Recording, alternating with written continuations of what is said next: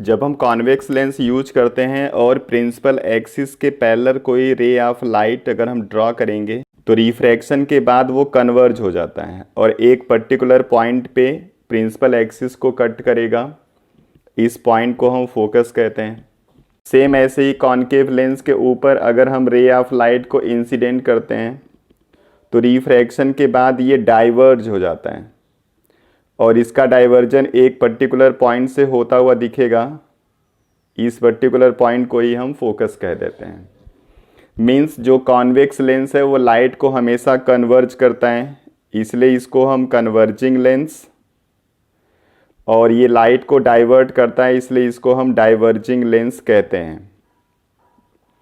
लेकिन इनका जो कन्वर्जन और डाइवर्जन है ये डिपेंड करता है कि आप इन दोनों लेंस को किस मीडियम में यूज कर रहे हो।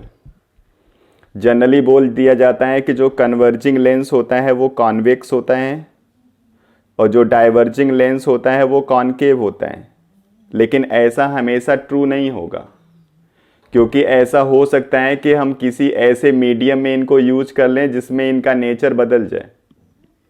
तो जब हम इसको कन्वर्जिंग और डाइवर्जिंग बोलते हैं तो जनरली हम मीडियम यूज करते हैं एयर, और एयर का रिफ्रैक्टिव इंडेक्स यूज होता है 1, और जिस मटेरियल से ये लेंस बनते हैं वो जनरली होता है ग्लास, जिसका रिफ्रैक्टिव इंडेक्स होता है 1.5।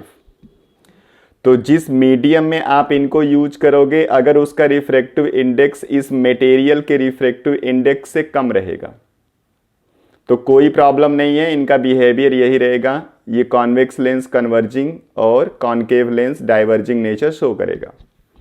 लेकिन अगर हम इस मीडियम को बदल देते हैं और इसका रिफ्रैक्टिव इंडेक्स अगर इसके रिफ्रैक्टिव इंडेक्स से ज़्यादा कर देंगे तो क्या होगा? अगर दोनों का रिफ्रैक्टिव इंडेक्स सेम रहेगा तो क्या होगा?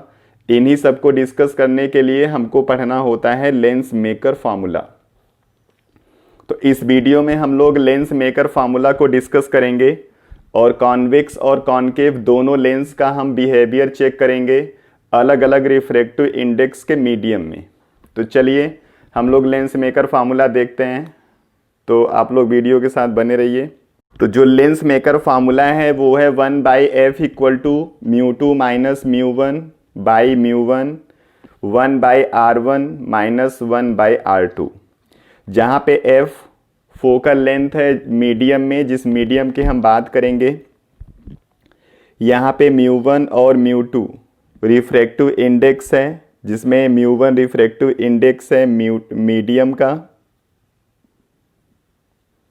और μ2 रिफ्रैक्टिव इंडेक्स है लेंस का। और जो r1 r2 है ये रेडियस ऑफ कर्वेचर होता है लेंस के दोनों सरफेस का, क्योंकि आपको पता है कि किसी भी लेंस का जो दोनों सरफेस होता है वो रिफ्रैक्टिंग होता है। ये भी रिफ्रैक्टिंग सरफेस होता है अगर रे ऑफ लाइट इधर से आप इंसिडेंट कराते हो, और ये भी रिफ्रैक्टिंग होता है जब आप रे ऑफ लाइट को इधर से इंसिडेंट कराते हो। तो इसका रेडियस ऑफ कर्वेचर r1 और इसका radius of curvature r2 use किया जाता है। तो यहाँ पे इसकी कोई मीनिंग नहीं होगी, इसका कोई रोल नहीं है। तो यहाँ पे हम एक कांस्टेंट यूज कर लेंगे, क्योंकि जब आपसे थोड़ा सा और डिटेल में डिस्कशन होगा जब आप हायर क्लास में फिजिक्स पढ़ोगे जिसमें आप रे ऑप्टिक्स पढ़ते हो, तो उसमें आपको r1 r2 को यूज करके इसका एग्जैक्ट वैल्यू निकालना होता है। यहाँ पे 10th क्लास में आपको बस उस लेंस का नेचर चेक करना होगा। उस नेचर की चेकिंग केवल इसके साइन से हो जाता है, इसलिए हम इसके ऊपर डिटेल में डिस्कशन यहाँ पे नहीं करेंगे।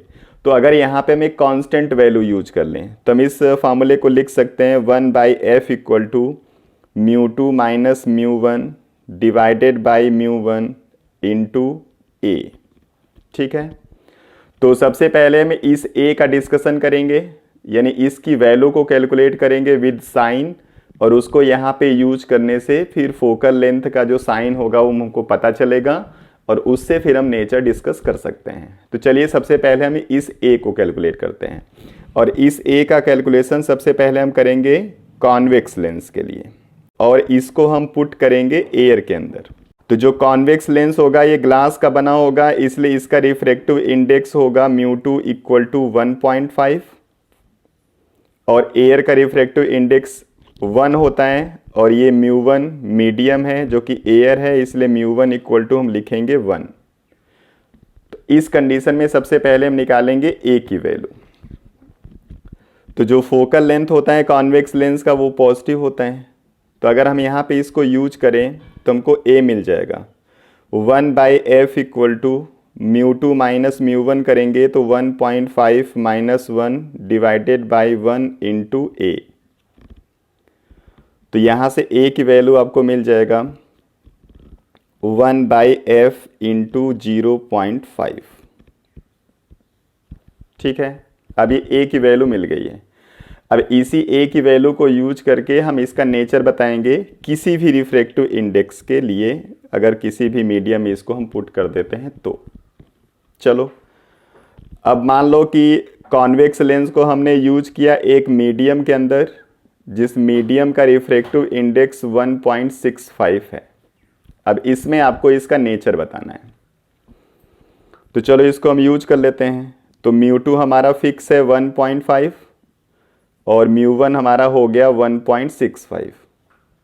अगर इसको यूज करें तो 1/f इक्वल टू हम लिखेंगे 1.5 माइनस 1.65 डिवाइडेड बाई 1.65 इंटू ए। और ए की वैल्यू हमारा यहाँ पे एयर के लिए क्या होगा वो आपको पहले से पता है, तो इसको हम लिख लेंगे 1/f इंटू 0.5। और जब इसको आप सॉल्व करोगे तो ये पूरा रिजल्ट आपको मिलेगा नेगेटिव, और ये जो रिजल्ट है वो पॉजिटिव है, यानी आपको जो फोकल लेंथ मिलेगा वो नेगेटिव रिजल्ट मिलेगा।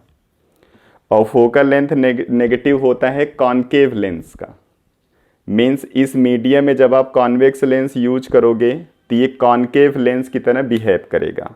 तो इस कंडीशन में आप लिखोगे कि जो लेंस होगा वो डाइवर्जिंग नेचर शो करेगा। डाइवर्जिंग नेचर शो करेगा मतलब ये कॉनकेव लेंस की तरह बिहेव करेगा। ठीक है, तो ये फर्स्ट हो गया। दूसरा केस, अगर इसको कम रिफ्रैक्टिव इंडेक्स के मीडियम में रखेंगे तो मैंने आपको पहले ही बता दिया है कि इसका नेचर चेंज नहीं होगा, वो एज इट इज वर्क करता रहेगा, मीन्स वो कन्वर्जिंग ही रहेगा। अब एक तीसरी कंडीशन हम यूज कर लेते हैं जिसमें रिफ्रैक्टिव इंडेक्स इसका और मीडियम का अगर सेम हम रख दें तो क्या होगा। तो μ1 इक्वल टू 1.5, μ2 इक्वल टू भी हमने 1.5 यूज कर लिया।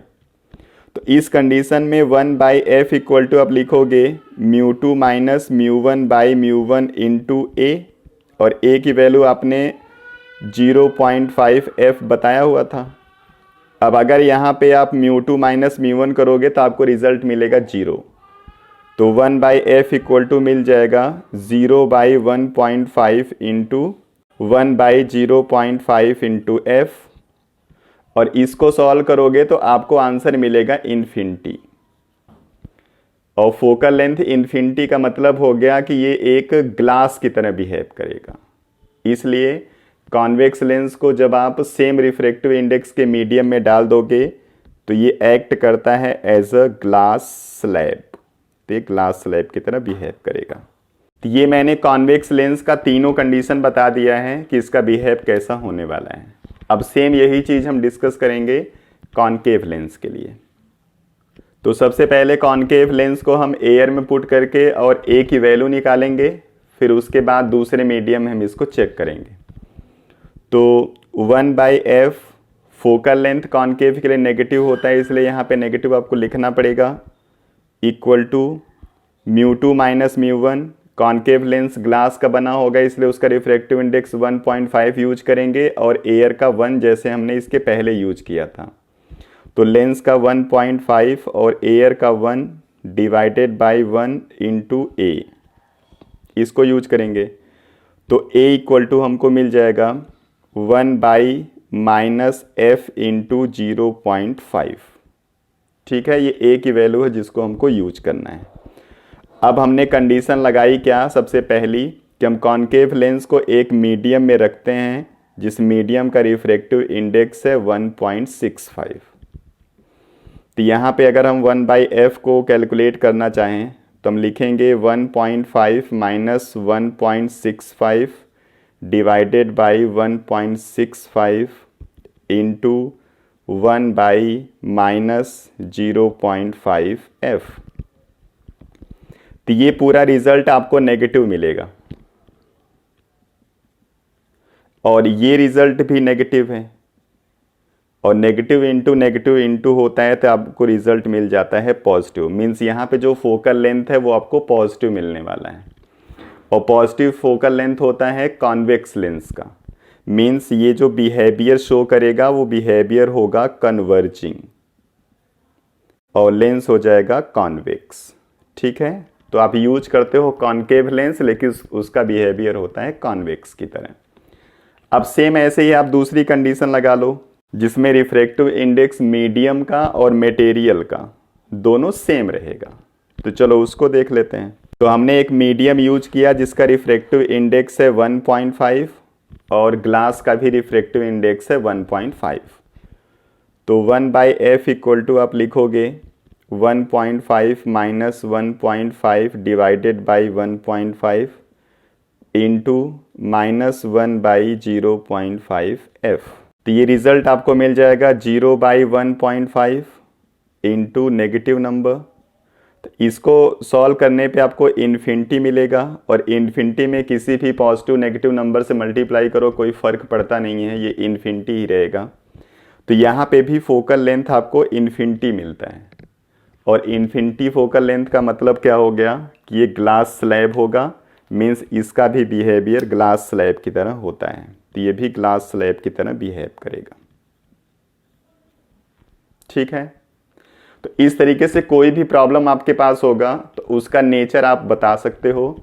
अगर हम इस पूरे को एक साथ समराइज करें तो आपको क्या पता चलेगा, अब मैं आपको बताने चाह रहा हूं। तो सबसे पहले डिस्कशन हम कॉन्वेक्स लेंस के लिए कर रहे हैं, और आप जानते रहना μ1 μ2 क्या है।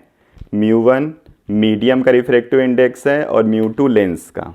तो पहली कंडीशन, अगर μ2 ग्रेटर हुआ μ1 से, μ2 मतलब लेंस का रिफ्रैक्टिव इंडेक्स ज़्यादा अगर है मीडियम के रिस्पेक्ट में, जैसे ग्लास और एयर की बात हो गई, तो वहाँ पे इसका नेचर मैंने बताया कि चेंज होता नहीं है, इसलिए ये कन्वर्जिंग ही रहेगा।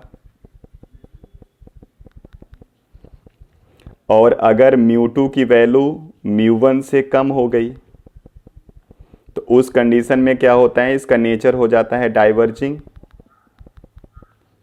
और जब μ2 और μ1 दोनों बराबर रहेंगे तो उस कंडीशन में ये ग्लास स्लैब की तरह बिहेव करेगा। और जब ग्लास स्लैब की तरह बिहेव करेगा, इसका मतलब जब इसको सेम रिफ्रैक्टिव इंडेक्स के मीडियम में आप यूज करोगे तो ये डिसअपीयर हो जाएगा। मीन्स ये लेंस की तरह बिहेव ही नहीं करेगा, तो आप लिख सकते हो डिसअपीयर।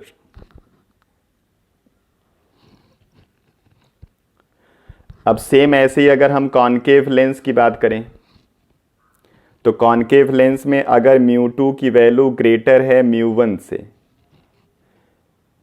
मीन्स लेंस का रिफ्रैक्टिव इंडेक्स ज़्यादा है मीडियम से, तो इसका नेचर तो वही रहेगा, तो ये डाइवर्जिंग नेचर शो करता रहेगा, यहाँ पे कोई प्रॉब्लम नहीं है। लेकिन रिफ्रैक्टिव इंडेक्स अगर चेंज हो गया, मीन्स मीडियम का रिफ्रैक्टिव इंडेक्स अगर ज़्यादा हो गया और लेंस का रिफ्रैक्टिव इंडेक्स कम रहेगा, तो इसका नेचर रिवर्स हो जाएगा। मीन्स ये कन्वर्जिंग नेचर शो करेगा, मीन्स ये कॉन्वेक्स लेंस हो जाएगा। और अगर μ2 और μ1 दोनों बराबर रहेंगे तो उस कंडीशन में ये भी ग्लास स्लैब की तरह बिहेव करेगा, मीन्स ये डिसअपीयर हो जाएगा। मीन्स इसका नेचर लेंस का नहीं रहेगा। तो आपसे जो भी प्रॉब्लम पूछा जाएगा उसमें रिफ्रैक्टिव इंडेक्स मेंशन रहता है, आपको दोनों को चेक करना है और उसके बाद सीधे आंसर लिख देना है कि आंसर आपका क्या आएगा। ठीक है, यहाँ पे पूरा कैलकुलेशन मैंने कर दिया है कांस्टेंट a यूज करके कि उसका साइन कैसे पॉजिटिव नेगेटिव आता है, जिसके बेस पे हम इसका नेचर बता देते हैं। चलो नेक्स्ट वीडियो में फिर मिलेंगे किसी दूसरे टॉपिक के साथ। Thank you.